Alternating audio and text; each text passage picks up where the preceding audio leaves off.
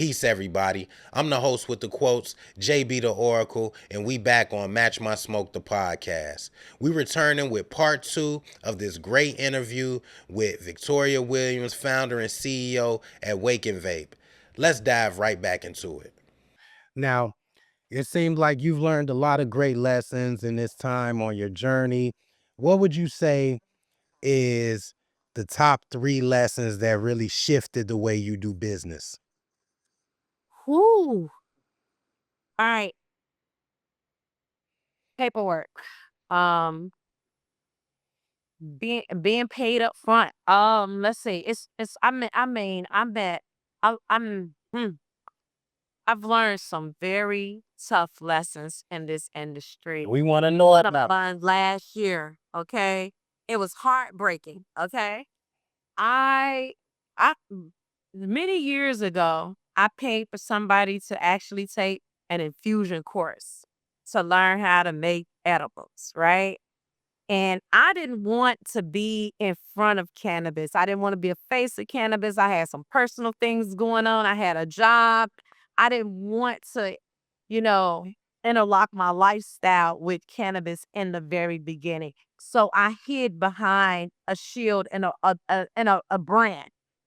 But I financially invested in that brand heavily. I'm talking about paying for flights, paying for t-shirts, paying for logos to be made, paying for a lot when it came to that brand. And on several occasions, the brand was supposed to launch to the Illinois market and it fell through. The other person was getting into conflicts with other facilities and it didn't work out. So fast forward, I ended up getting that brand into this facility that I'm in right now. And there was an issue where that brand didn't pay their rent for several months. And it made me look bad because I introduced that brand into the facility. There was an issue with that brand. Um, a liter of distillate normally costs $8,000. I was able to get that distillate at a discounted price of $7,200. And that brand did not pay the $7,200 um, for the distillate. So they were coming after me for that money because, hey, you brought this brand in here. And so, long story short, I used my team from Wake and Vape, help package this product. I personally delivered the first product. I sold it like Thanksgiving before it came out. I started taking pre-orders. I was utilizing customers that I already had my Wake and Vape product in their stores, and I was actually selling and getting that product into those stores. So I took all of these pre-orders, um, transported the product. I billed that brand for transportation, never got a dime. My employees was doing the transportation despite me and the brand like fell out because I found out my name was taken off paperwork. And that's important lesson because when we started that brand in Las Vegas. There was an accountant who actually set it up that entity in Las Vegas and we were 50-50 partners. Fast forward, that brand got set up in the state of Illinois. And guess who wasn't a 50-50 partner? Me. Guess who didn't receive a dime? Me. I lost so much money and I was so hurt, but it gave me so much, I learned so much from it and I asked God to put it behind me and it allowed me to go even harder because it was the best lesson learned. And unfortunately, you lose money along the way. It was a tough financial loss. And a lot of relationships was lost in that process too because I brought that brand in this facility and that brand disrespected everybody in the facility. That brand did not pay their rent and was actually evicted from the facility And then that brand went on to start making hate campaigns. And it all come back to me because it's like, Victoria, you brought that brand in here. Right. What do you have to say for this? Do you know this person did not do this? Did you know that happened? Did you know they failed 20 tests and they didn't pay the lab $10,000? The lab is calling me. Hey, Victoria, I thought you was helping this brand. What happened? So your name is attached to all of these things. And people can go about it one or two ways. Some people might say, I'm never helping another person launch a brand. And some people may say, the next time I help a person launch the brand, I'm going to make sure that they're in a financial position that they can actually pay their rent, pay their dispenser, and make sure they actually operate it with integrity, because the signs were there. But my whole goal was I wanted to support them. I believed in this brand because I put so much money in it prior to it coming into market. Duh. People like the t-shirts, they like the brand, and I was getting hats made and all kinds of things that I invested my financial dollars in. And one thing that I really regretted was the fact that I didn't want to be in the forefront of cannabis. I was forced out here. And now that I'm out here, I gotta keep going. I gotta let them know one thing. I'm not associated to that brand or tied to that brand. And I apologize if that brand did not represent us very well. I wanted to ask, how do you measure impact beyond revenue? Ooh. Um, it goes back to people always remember how you made them feel. When I used to talk about putting the whole hood on, hey, we got to put the whole hood on. That's your impact. When you write 5 responsible vendor applications and set people up to be your competitor. That's your impact because so many people are gatekeepers. When you write several transportation applications and these people own 100% of their business, you made an impact because you were not a gatekeeper with information. You help other people get in your space and become your competitor. That's making an impact. And so I think that a lot of things that we do, that I have done personally in this space, was more so about making sure people who wanted the opportunity, that was serious about the opportunity, I helped them along the way. And I'm still to this day, I'm looking for more people. If you want to launch a brand, come talk to me. Let me help you do that because when I leave this industry, it's still people that I want to be able to say, hey, your success is my success. I want to see as many successful people in this space as possible. And if I can help you, I will. Now, with that being said, I know you have a lot of people that you employ, whether it's direct or whether it's you help them out through another means. Tell us about when you looking at your sales force, what's some of the qualities that you look for when you're employing people? Um, Listen, to be honest with you, your customer service has to be good. Because you can have a dispensary that don't like your delivery driver because every time your delivery driver comes to deliver product, they got an attitude. That's not a good look for you. And so honestly, your patience, your customer service, your willingness to communicate. A lot of people have communication issues, and you have to be able to tell the dispensary, hey, I'm 15 minutes from your store so they can be prepared to intake. And I'm just talking about delivery because we're actually hiring right now for transporters and we're also hiring for production specialists. Now, inside of the facility, we look for people who pay attention to detail because quality control is an absolute must. And so you have to be a person who actually pays attention to detail to make sure we delivering a quality product each and every time. So those are two of the things, and of course, integrity.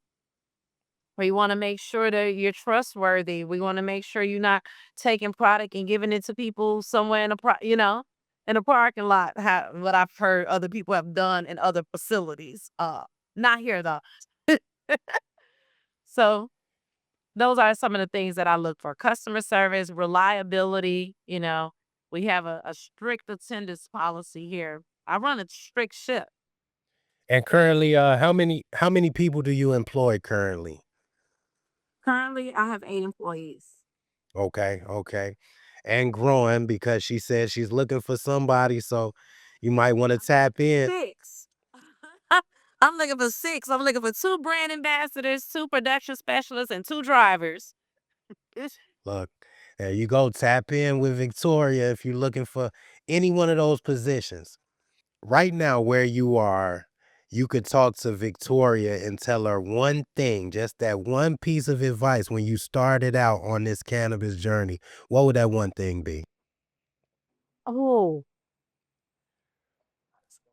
don't spend your money, girl.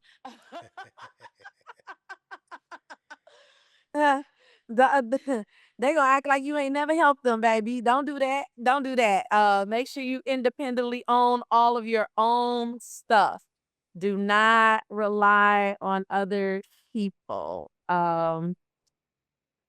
And but you know what? To be honest with you, I don't regret anything that I've done in this space, you know? So it's like to me, it's been all of a learning journey and I've learned so much. So I really appreciate my entire journey. I appreciate my ups and downs. I learned so much from it. I sold my ownership of a dispensary. Like I've learned so much in this space. So I don't have not one regret in this cannabis space. Even though people have seen me go through my trials and tribulations, I am grateful for everything that this journey has shown me. That's dope. That's dope. Social equity is a major conversation in cannabis still. What does that mean to you personally? What is social equity? We're Exactly. business owners. We're business owners. I think that when people use this word social equity, it put us in a box, that we're looked at as we're less than. Although everybody needed the social equity component to obtain cannabis licenses, social equity is not given the respect that it actually deserves in this space. Social equity means smaller companies, smaller brands. I think the state of Illinois did the best that they could do at the time with identifying what social equity actually is. And in case people do not know, social equity is number one, a person who has been arrested by cannabis has been identified as a social equity applicant, whether they were convicted or not, they are considered social equity. Number two, a person who had an immediate family member who was impacted by the war on drugs, who was arrested for cannabis. Number three, if you live in what is considered a DIA, which is a disproportionately impacted community in the last 5 of 10 years, then you consider a social equity applicant. And being social equity, the only difference between social equity licensees and those who are not, which are the medical licenses, is the fees. You're gonna pay less as it relates to how much your fee is for your licensing costs and your application fee. That is it. As far as social equity, it doesn't give you a leg up and nothing else. It does not automatically get your brand on shelves. It does not automatically, you're not entitled to anything. So anything that you want in this space, if you're social equity or not, you got to work for it. I think that people just loosely use social equity that and these guys, the big boys don't really support social equity. At all. And I said something similar on another pod with another guest because I hear it thrown around a lot and so forth. And, as you said, it does put you in a box, so to speak. And where's the end game to that at the end of the day? Exactly. Exactly. So as you expand other markets, New Jersey, and you say Arizona, correct? Correct. Um, Are you looking to bring a whole new product, something the world or industry haven't seen yet? Or you don't have to tell us necessarily what it is. I know you be, Oh yeah. but could we be anticipating like It's flour? something that the world haven't seen, but it's a new product that's coming. I have three new products that's actually coming. To Illinois? And the one, I have some sugar-free vegan gummies Mm. that are coming. Uh-huh. And that's one. I have suckers actually coming. That is one. And I also have another product that I won't say right now, but all of those things will be launched in 2026. And as you know, we do things strategically, so those drops are gonna come out the blue. And are you getting into the infused pre-roll game at all? Actually, no. I got a new pre-roll line that's coming soon. I haven't told anybody about it, so I guess you'll be the first. I had a negative situation that took place in the cannabis space, and instead of me crying about it or making noise about it, I decided to take that negative and turn it into a positive. So I do have a new line of pre-rolls coming out called the Blacks, and the strand names that we have that's coming soon is we got 290, Inglewood, and Over East. Those Those are are you the call three it the blacks. blacks? The Blacks. The Uh-huh. blacks. The Blacks. So there was a situation where we were called the Blacks, and the Blacks can't count, and some other things in this space. And I took a negative, and I encouraged some other folks that was dealing with this same situation from the same. Hold on, we gotta hear more about this. You being general. I'm like, what? I'd rather wait until after we launch them, so to tell the story about what happened, because it's a real story with real meaning behind it, and I'll probably bring some people on the team too, because I was encouraging them, hey, this is if I was y'all, I would create a brand called the Blacks, and since that's what you're considered these days. So I rather wait until those come out before I really share the story behind it. But you are the first to know of all the new products that we have coming. Look, y'all, we got the exclusive. Tell us early on some of the history that you did make here in Illinois.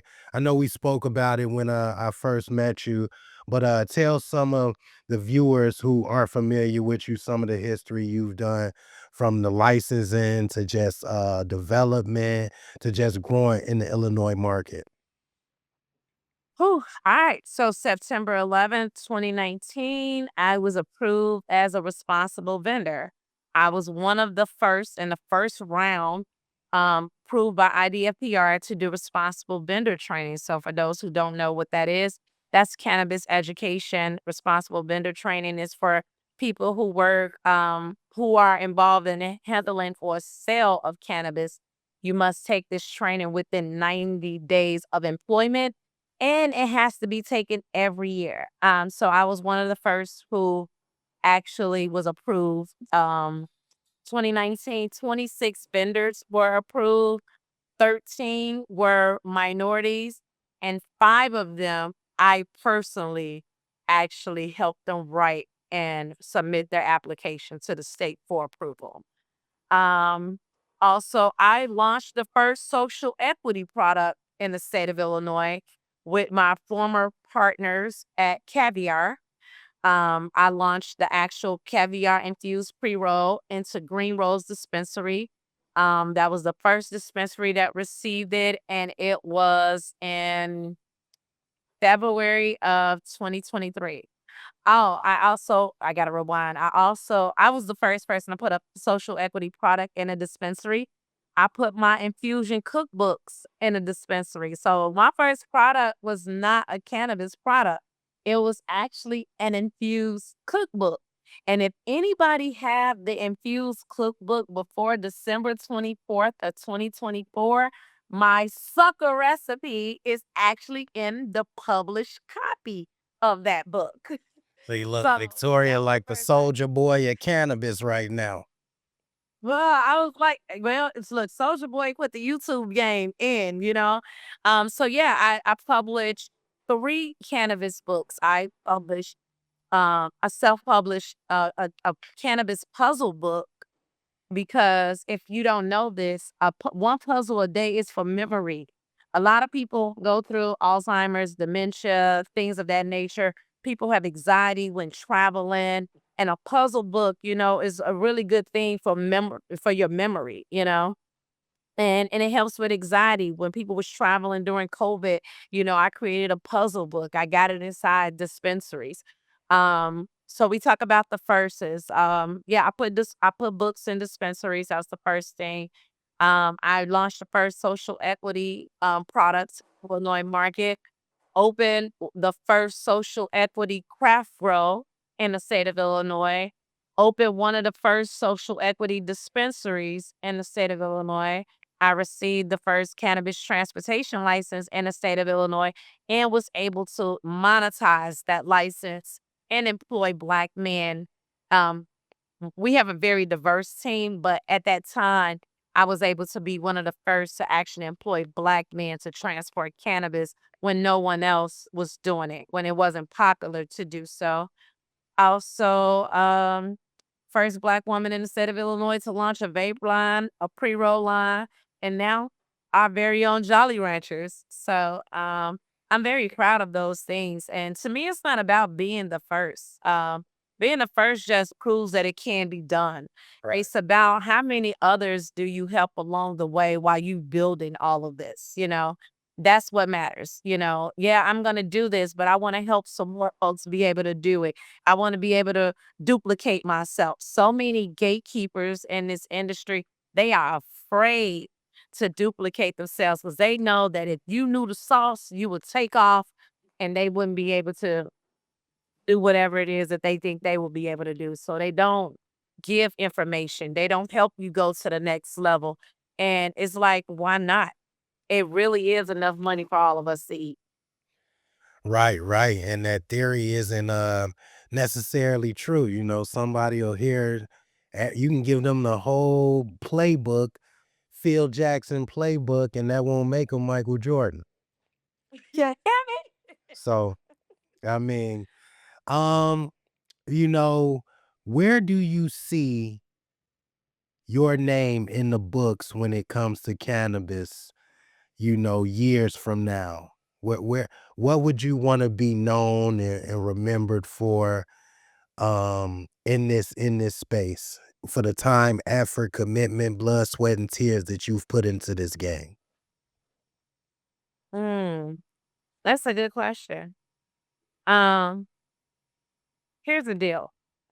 Everybody want to be Michael Jordan. Nobody wants to be Scottie Pippen. But me, I'm okay with being Tony Kukoc. You hear me? My purpose is not about being popular. My purpose is the impact that I make on other people. So if I do nothing else in this world in cannabis at all, I have peace knowing that I have helped other people get licenses in the state of Illinois and monetize those actual licenses. And I know that process is a whole nother story in itself, just with licensing and all that stuff that we could do a whole nother episode on. Um, you know, we want to definitely be mindful of your time. We drawing to a close here. It's been so great even having you on Match My Smoke. But you know, how what would you say is the takeaway that you will want someone who's listening to this or who's heard about you to take away from your story? Um, hmm, don't allow anyone to make you stay small. Put yourself out there. It is okay to bet on you and win. Fuck the odds, bet on yourself. And that's really important. That's my message for anyone in this space. If you are still interested, go for it. And you definitely keep pushing. Every time we see you, you got a positive outlook, you're moving, shaking, everybody. We definitely see that. And that's just a testament to your hustle. I'm like, I'm gonna blame it on Inglewood. Inglewood. Thank you so much. I appreciate you guys for having me. Right now, you can go find us in Sway Dispensary. We're in Goodies Dispensary. We got a whole list of dispensaries that we're uploading on our social media page. You have to try our Jolly Ranchers. I am very, very proud of my team and the work that we have all done to get this product out. And I am looking forward to you guys seeing some of the new things that we got coming up in the very near future in Cannabis. I'm like, come on, y'all got to do the peach rings or something. Like we need the old candy lady candies infused. I feel that. I mean, you got some Jolly Ranchers. I know. We got the Jolly Ranchers. I like. They got fruit chews coming too. See, that's that. Now you hitting home for me. Loving the few chews. Thank you, Yeah, thank you. they're gonna be amazing. I'll make sure you get you some and you put a nice like cure package together for you. Absolutely appreciate that. Cause the vape is definitely high quality. You know, we had got the vape early on when we had met you. Purchased one over at Mission Dispensary. And you know, the quality on it, even the touch, the texture of, you know, when you put your lip on it, I don't know what type of plastic or It's a casing. silicone. Oh, that Mhm. silicone hit right. You know, Yeah, it's very intentional. so, you know, for those of you who not familiar with Victoria, let them know where they can find you on social media and let them know, drop the I think you said it, but drop the website again. It's Victoria at Wake and Vape. Can you see my jacket? She got the gear, y'all. Oh, go ahead. Yeah, let me see. Is that a bill image on it? Yep, we can see it. All right. So you can find us on Instagram at Wake and Vape VLP. That's our new page. Again, it is Wake, the letter N, Vape, VLP. And y'all can thank Matt Barnes for my page. You know, they got Matt Barnes, the basketball player? yeah, Matt Barnes tried my vape and he was on there and he was like, "Oh, it's smooth." And I was like, "You said it's smooth?" And I got all excited and I put that video on Instagram. Instagram said, "Hey, this goes against community standards." And they took my page Oh, down. yeah. And it took me a long time to do a new page. I was like, I'm not making another Instagram. No. I've met all of these people and to build my following organically. And they just took my page. And, you know, I decided months later, okay, forget it. I gave in and I got a new page because that's the quickest way to tell people I'm gonna be at a pop-up on this day or I'm having a party this day. Instagram is the place to show it. So Right. yeah, it was great positive vibes though. Matt Barnes was amazing. All the smoke was amazing. Everybody, his host, his cast, everybody was amazing. And I like that I was given the privilege to allow professional NBA players to try my products. Steven Sachs tried them too. And they both liked the flavors. They both talked about how smooth it was. And because it was on my Instagram page, Instagram took my page down. They took it clean down for consuming on camera. It goes against community standards. So they say. They say they got a little more lenient now, they say. But Now they are, but it's like, what about everybody page that happened before that year, you know? look, you got It's protest and different get how that lenient page they back. are. You got So to get that that's page. part of being a pioneer in this industry is you are the guinea pig. Everything is test and trial on you, and then they get it right. So I was the guinea pig. My page got taken down, the rules changed, and now everybody else can flourish. And that is messed up, and it'll change in time as we get deeper and deeper into the legal land of cannabis. And Absolutely. we want to thank you once again for jumping on the podcast, Match My Smoke. We got Victoria, Wake and Take, Wake and Vape, so many brands she got. It's just crazy right now. Um, and we wish you all a much more success. Wake and Puff, don't forget that. Yeah, and I know you're gonna keep on creating. Look at the nails; she stay branded out with everything Wake and Vape. We definitely appreciate the detail you put into the product packaging and just the overall branding. You definitely are setting a bar, and we appreciate you stopping and matching our smoke. Let's give her another round of applause, y'all.